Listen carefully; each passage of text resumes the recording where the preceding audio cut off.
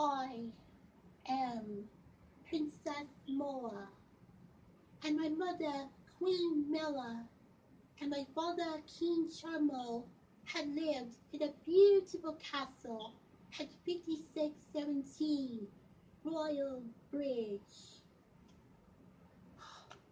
Everything was fine until we were forced to move out of our castle by an evil realtor named Tabby. It was such a terrible thing. I actually thought that we was there to stay. The royal movers arrived a few days later to pick up our stuff. All of it except for the things that we planned to take with us.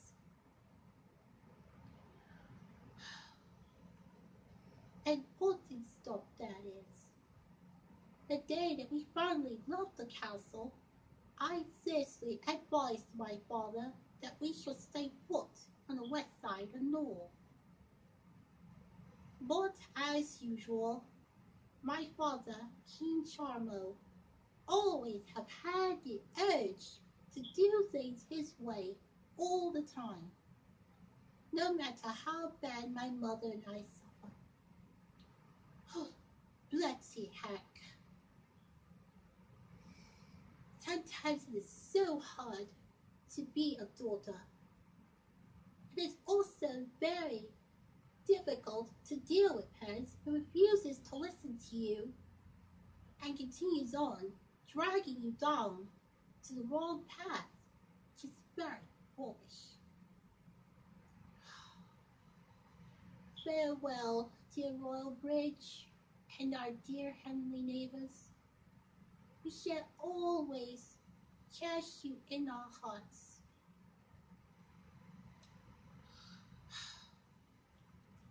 I loved that castle so much that it nearly killed me. And what made the situation worse was that my father drove us over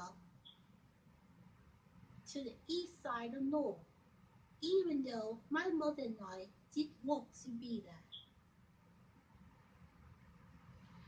And the only thing that took my mind off of the disappointment was the time that I started thinking of my beloved heartthrob, Prince Milo. He was one of the most famous royal stars in the world, and so handsome.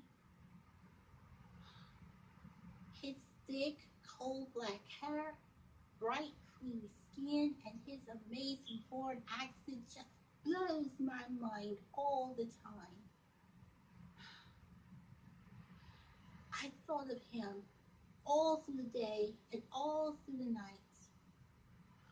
My love for him just grows more and more each day. In my eyes, there is something special about that handsome creature.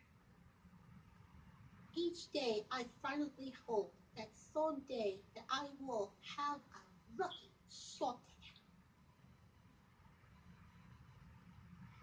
at him. My parents and I went from one motel to another until we found a place.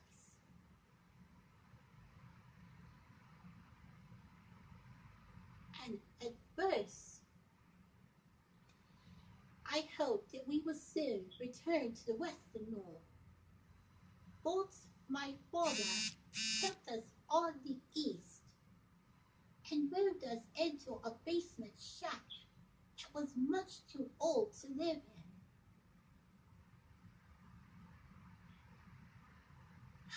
That old thing gave my mother and I bad vibes. But still, my father wouldn't listen. That bloody old shack was going to be trouble. I felt it. First of all, a few days later, after moving in, I lost my dear aunt, Queen Gloria, the one who was born on Valentine's Day. I couldn't believe my ears when my father told me the sad news. I thought about all the times I had with my aunt, including the beautiful royal birthday parties that we threw for her. It was so very hard to believe that we won't be able to see or hear her again. From that moment on, I despised that shack. It was exactly what I thought it would be. Bad luck. Just pure bad luck.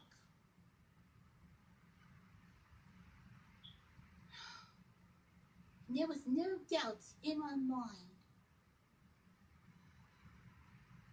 that my dear aunt reunited with her dear son, Prince Aaron III, the cousin who was a good big brother to me, the one who stood up for me every time I got bothered.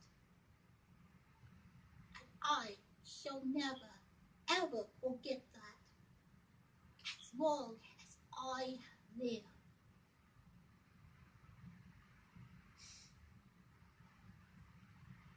And a couple of months later, I read one of the old Royal Star books and found out that Prince Marlon was already wedded to someone else. And it hit me so bad that my chest started hurting. The news took a huge toll on me. I wanted to die right then and there. I knew that God held me up because there was no telling what else those chest pains could have done to me.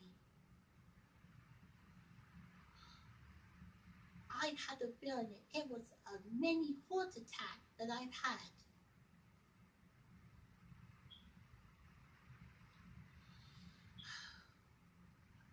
And there was no doubt in my mind that God understood the fact that I was taking the situation really hard, whether anyone else cared to notice or not. And I told my mother about the news, which did not make me feel any better. The only words that I heard out of my mother was, "I told you." That was all I heard.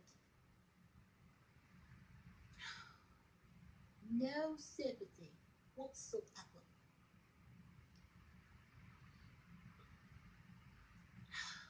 That old shack was nothing but the devil himself. I despised it more and more. And the next day on, I couldn't help but break down into tears.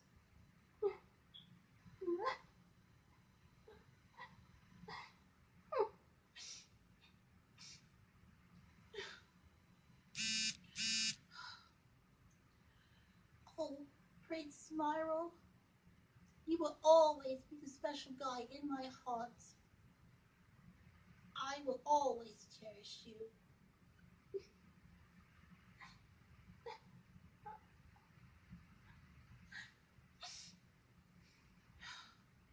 All my life, I always have respected everyone about those they cared about.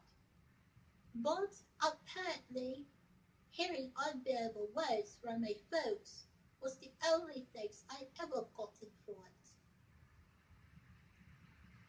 And by the time that my cousin Princess Bree's heart got broken over a prince that she dated, my parents stopped and felt sorry for her, knowing that they should have been feeling sorry for both of us.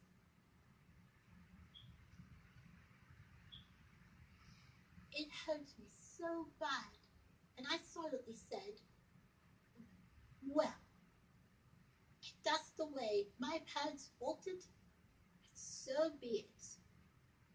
I don't care.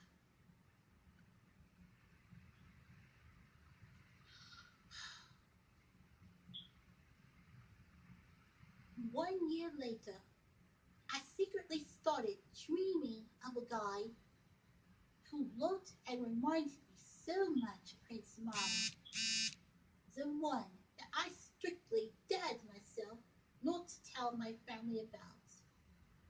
His name was Prince Max. He was so sweet and so confident.